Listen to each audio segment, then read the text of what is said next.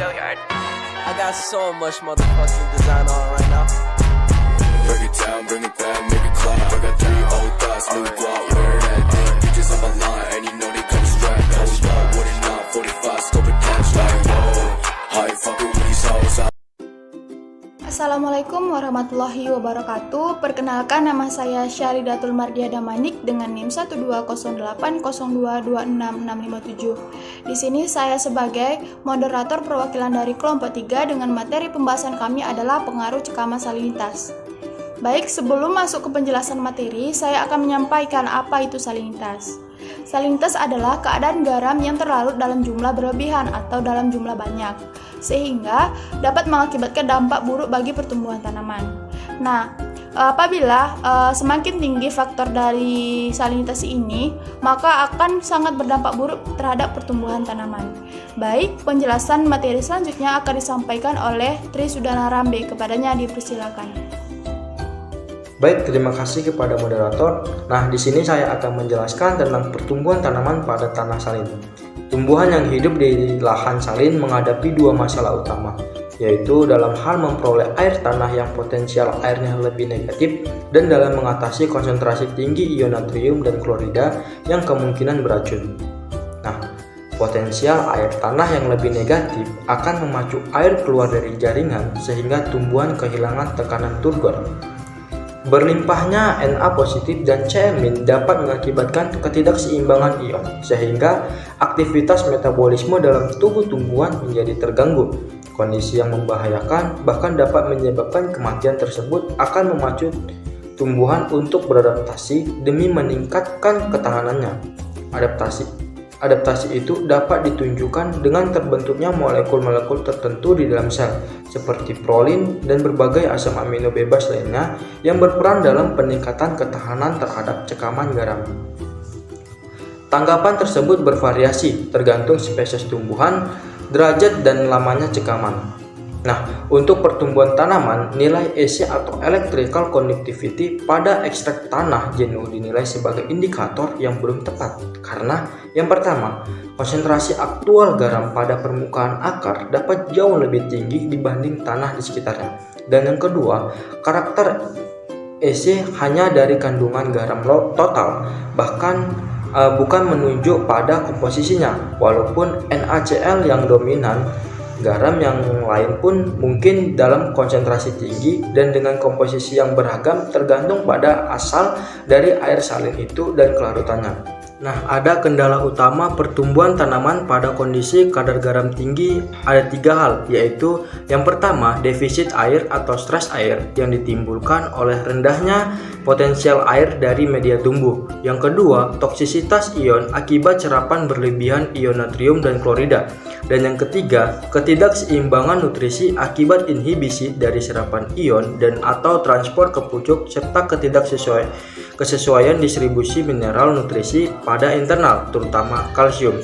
Sangat sulit untuk melihat kontribusi relatif dari ketiga faktor ini pada kondisi salinitas tinggi karena berbagai faktor mungkin juga terlibat. Nah, faktor-faktor tersebut meliputi konsentrasi ion dan hubungannya dengan medium, lamanya cekaman, spesies tanaman, kultivar, dan tipe dari rootstock, stadia pertumbuhan, organ tanaman, dan kondisi lingkungan. Saya akan melanjutkan materi yang sebelumnya sudah dibacakan oleh Dana. Waktu cekaman yang lama atau long-term exposure terhadap tanaman akan menimbulkan toksisitas ion pada daun tua dan defisit air serta kekurangan karbohidrat pada daun lebih muda.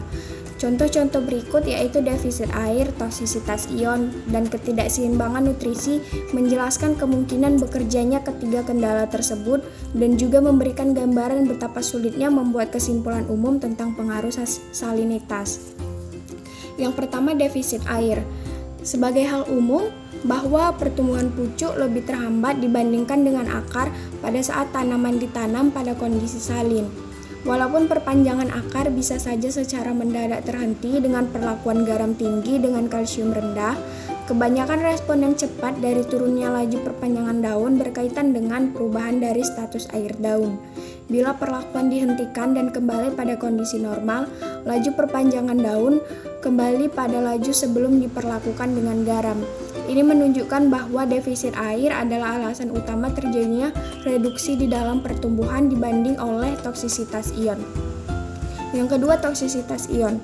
Pada kondisi garam tinggi, Na+ dan Cl- merupakan ion-ion dominan.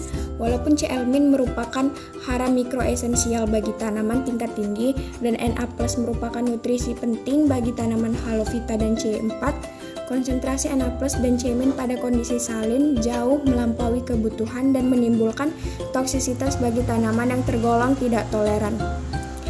Selanjutnya, ketidakseimbangan serapan dan transport nutrisi. Terutama peran kalsium dalam meningkatkan toleransi tanaman terhadap salinitas telah banyak diketahui.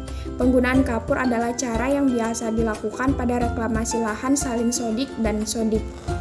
Penggunaan opsium pada kentang terbukti dapat meningkatkan toleransi pada kondisi salinitas 1,2%, yaitu terbukti dengan meningkatnya hasil umbi. Yang terakhir, eksklusi versus inklusi garam. Pada prinsipnya, toleransi terhadap cekaman salinitas dan dicapai melalui eksklusi atau inklusi garam. Adaptasi melalui eksklusi garam memerlukan mekanisme penghindaran dari defisit air internal, sedangkan adaptasi melalui inklusi garam memerlukan baik toleransi yang tinggi jaringan terhadap Na+ dan C- atau avoidance dari konsentrasi garam yang tinggi pada jaringannya. Baiklah, selanjutnya pertumbuhan tanaman pada tanah salin. Pada Glycophyta yang mewakili kebanyakan tanaman budidaya, terdapat korelasi terbalik antara serapan garam dengan toleransi, yaitu mekanisme eklusi merupakan strategi utama. Akan tetapi klasifikasi Glycophyta sebagai tipe ekskluder adalah terminologi relatif, yaitu dalam pengertian menyerap garam jauh lebih sedikit daripada tipe inkluder. Umumnya istilah ini dipakai hanya untuk transport dari akar ke pucuk dan daun-daun yang sedang tumbuh.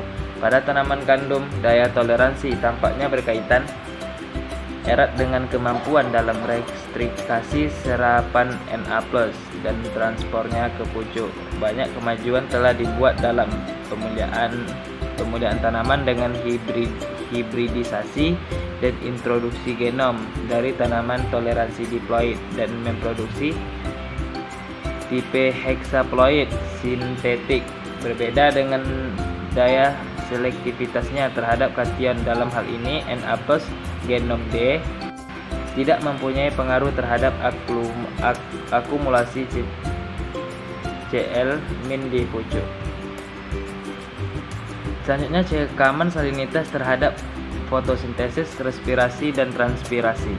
Jutaan hektar tanah tidak produktif lagi karena adanya penimbunan garam. Pada lahan seperti ini, tumbuhan menghadapi dua masalah, yaitu bagaimana tumbuhan harus memperoleh air tanah yang potensial airnya lebih negatif, dan bagaimana tumbuhan dalam mengatasi konsentrasi tinggi Na+ dan Cl- yang kemungkinan beracun. Boutsock dan Lauries 2005 menyatakan bahwa tumbuhan akan terdehidrasi akibat tingginya salinitas tanah dan kekeringan.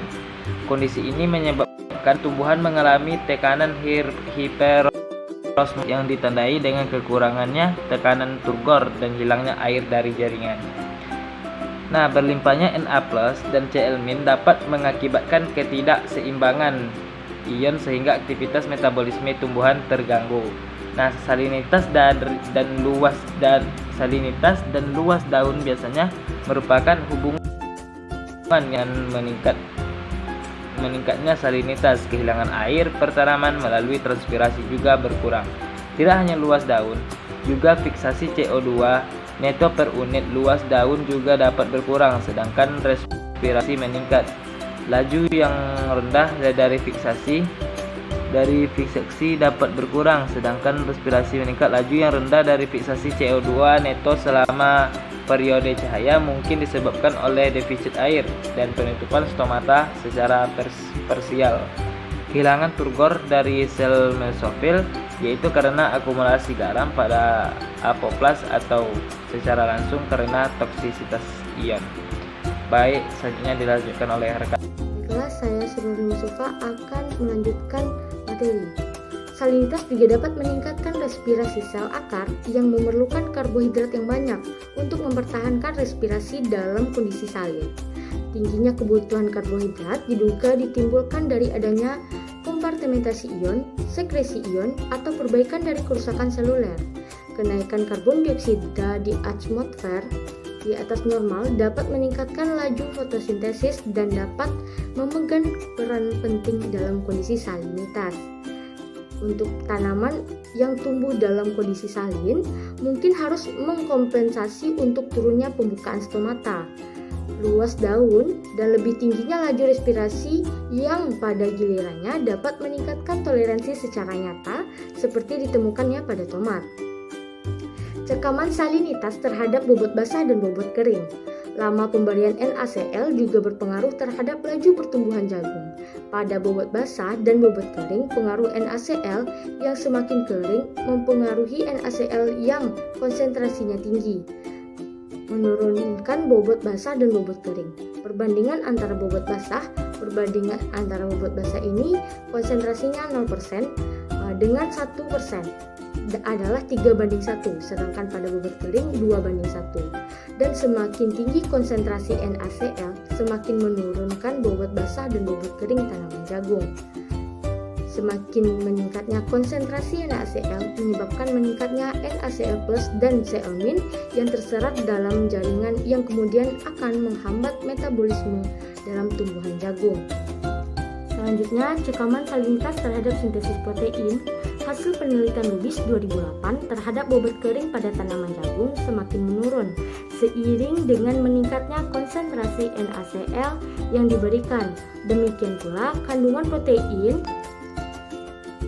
daun dewasa juga menunjukkan penurunan dengan meningkatnya kadar NaCl. Penurunan kandungan protein ini kemungkinan tanaman yang tumbuh pada kondisi salin akan terjadi defisit air atau kelebihan ion spesifik.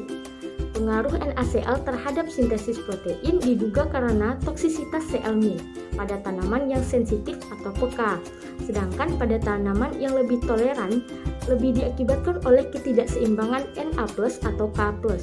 Pengaruh buruk konsentrasi NaCl yang tinggi terhadap kadar K dan sintesis protein pada barley dapat diimbangi dengan pemberian KCl. Penggantian K+ oleh Na+ memungkinkan terjadinya penyesuaian osmotik pada daun-daun yang berkembang, tetapi tidak dapat mempertahankan sintesis protein. Perkecualian pada sedikit tanaman Halovita, Na+ tidak dapat menggantikan K+ dalam fungsi sintesis protein. Baiklah, materi selanjutnya yaitu cekaman pada fitohormon. Perubahan dalam level fitohormon berkaitan dengan respon tanaman terhadap salinitas. Umumnya, sitokinin menurun sedangkan asam absisat atau ABA meningkat. Sama seperti respon terhadap stres air, peningkatan ABA sangat penting untuk penyesuaian osmotik dengan cepat. Pemberian ABA oksigen dapat meningkatkan toleransi terhadap salinitas dengan mekanisme yang sangat penting untuk adaptasi cepat terhadap cekaman salinitas. Sebagai contoh, dengan adanya aktivitas enzim fosfoenol piruvat karboksilase atau PEG karboksilase yang memungkinkan peningkatan fiksasi CO2.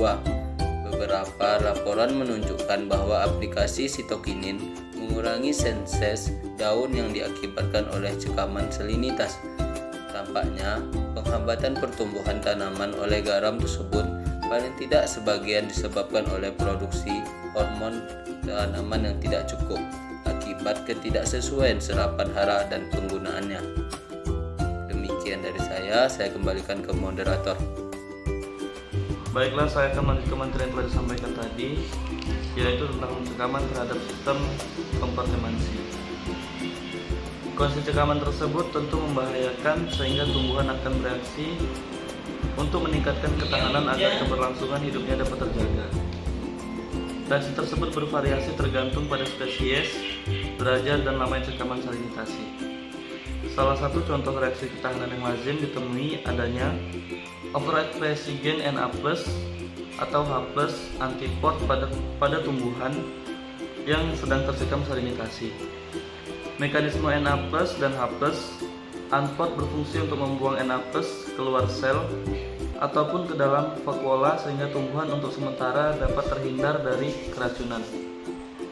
Proses Na+ dan H+ antipod pada plasma membran dan tonoplas dari sel akar mungkin meningkat dalam kondisi salin, tetapi tidak semua spesies mempunyai mekanisme yang sama. Jadi kesimpulan dari materi kami adalah yang pertama, dalam batas tertentu Na+ dan Cl- masih dibutuhkan untuk pertumbuhan tanaman. Yang kedua adalah pada tanah salin dengan kadar Na+ dan Cl yang tinggi akan menghambat bahkan mematikan tanaman. Yang terakhir adalah penghambatan pertumbuhan tanaman tersebut terjadi pada berbagai aktivitas kehidupan sel, misalnya fotosintesis, respirasi, sintesis, protein, dan sistem hormon. Baik, mungkin itu yang dapat kami sampaikan. Saya perwakilan dari kelompok 3, mohon maaf apabila ada kesalahan. Saya akhiri. Wabillahi taufiq wal hidayah. Wassalamualaikum warahmatullahi wabarakatuh.